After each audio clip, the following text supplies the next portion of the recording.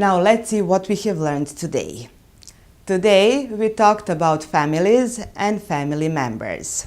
Let's repeat once again the names of family members: mother, father, daughter, son, children and parents, husband and wife, a boy and a girl, brother, sister, grandmother, grandfather, grandparents. And you can be married, single, divorced.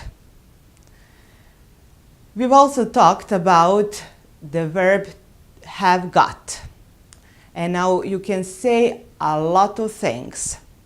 I have got a pen. I have got a dog. She has got a computer. They have got a laptop. And you can also ask all kinds of questions.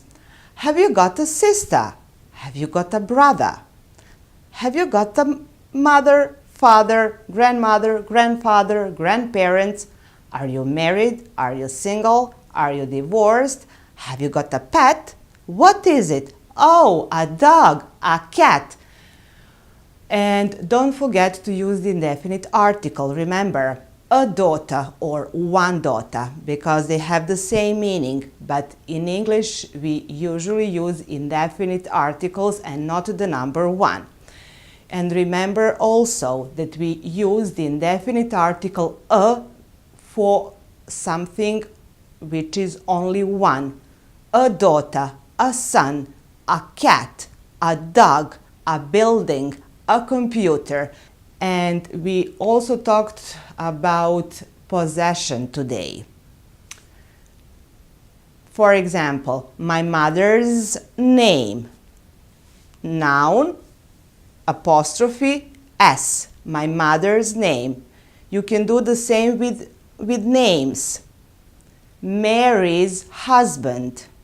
Mary's husband. Mary's Wordsworth's wife.